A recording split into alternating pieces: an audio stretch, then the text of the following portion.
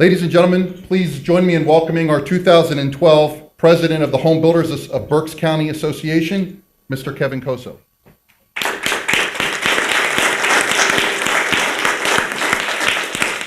Thank you.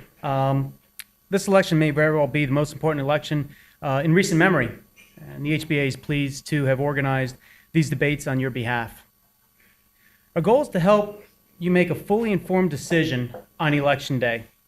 So whichever candidate you may choose, please make sure to get out and vote. Thank you so much for coming this evening.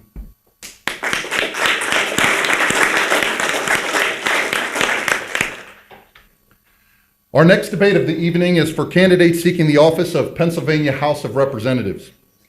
The Pennsylvania House of Representatives 129th District seat is currently held by the incumbent in tonight's debate, the Honorable Jim Cox. The 129th District covers Adamstown, Bernville, Robesonia, Sinking Spring, and the following townships: Bethel, Heidelberg, Jefferson, Lower Heidelberg, Marion, North Heidelberg, and Penn.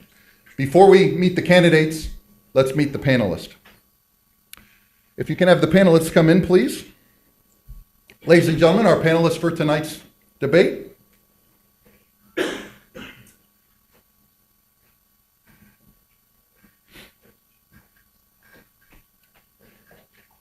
I'll introduce to you first Mr. Jeffrey Sicher. Jeff has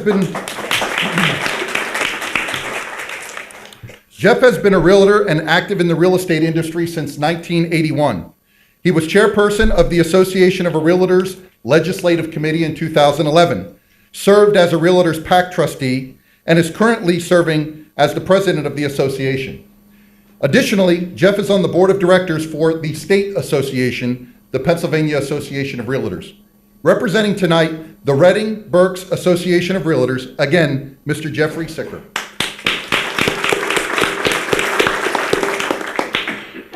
John D. Forrester is the news editor of the Reading Eagle and writes a weekly column. A Berks County native, John has covered politics and government for the Reading Eagle and Reading Times for more than 43 years. He is married and the father of 2 grown sons.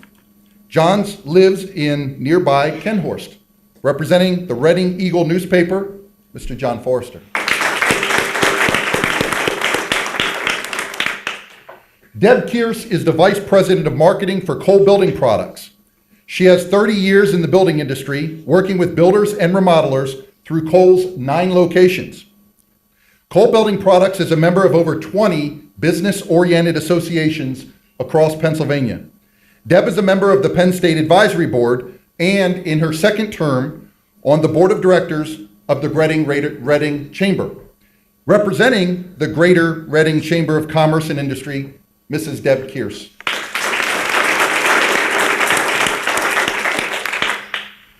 David Myers is the founding director of the Opaque Institute for Ethics, Leadership, and Public Service at Alvernia University.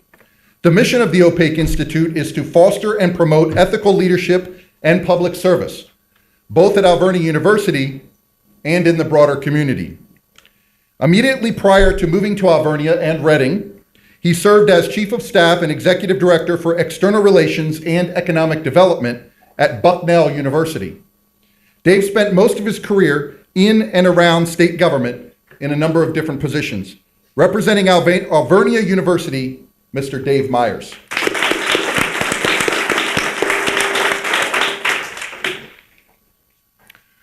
And now we meet the candidates. Allow me to first introduce to you Erik Saar, the challenger in this debate.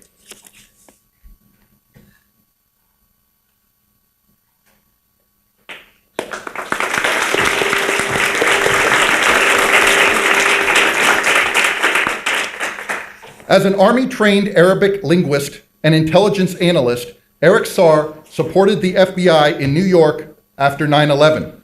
He holds a master's in public policy from George Mason University and is a doctoral student at Alvernia.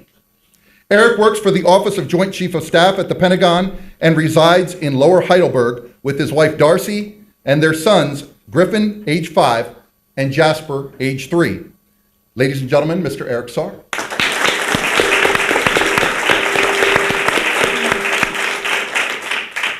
And now the incumbent, Representative Jim Cox.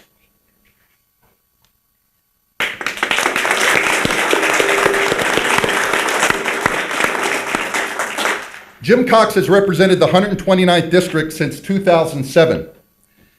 Before being elected, he served as Chief of Staff for Representative Sam Rohr for 8 years.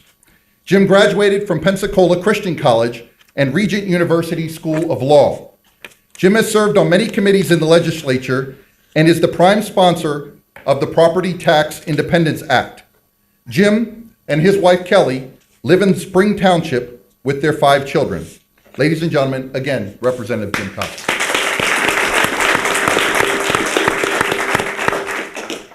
We did flip a coin backstage before we came out this evening, and the coin was won, I believe, by Representative Cox, and he chose to close first.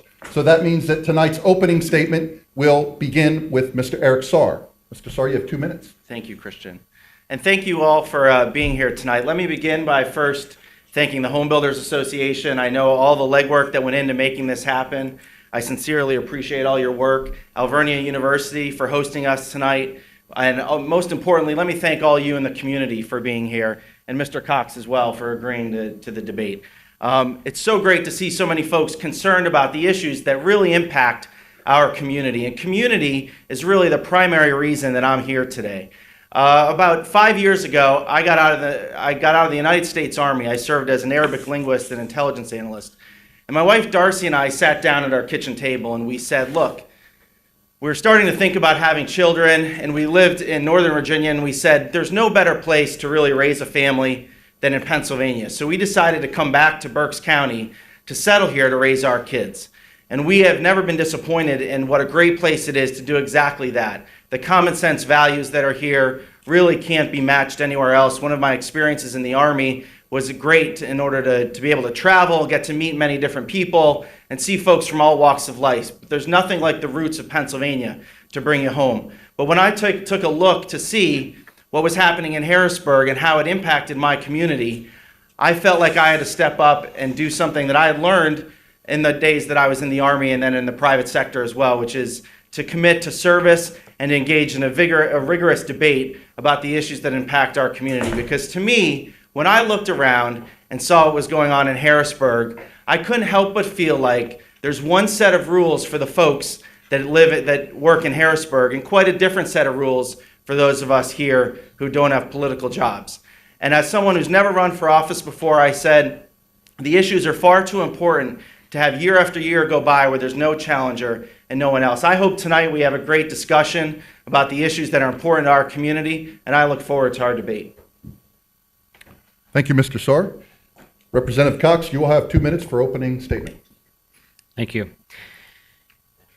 I guess tonight's all about 2 different types of candidates. My background is somewhat different than Mr. Saar's. I came from a background where I had actually gone into the study of law and had aspirations of fighting those winning court cases and changing the laws kind of through the court system, fighting against judicial activism and things like that. Things fairly quickly changed when one of my employers said, hey, I'd like you to take a look at heading up a public affairs office in Washington, D.C.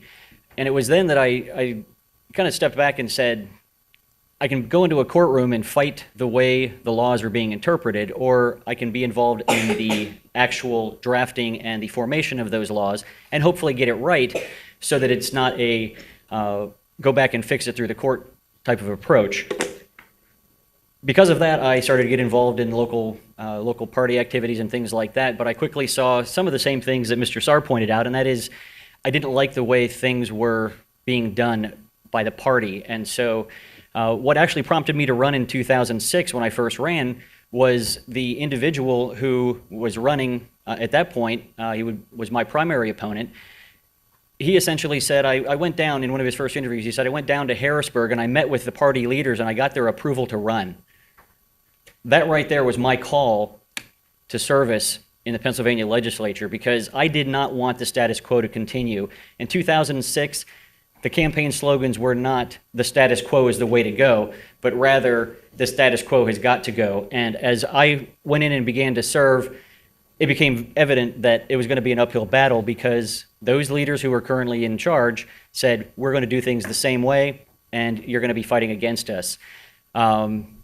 Things changed fairly quickly in my first term. I voted against the majority of my party in my very first vote. I'm an independent individual, I'm an independent candidate, and I will remain so as things go forward. Thank you, gentlemen.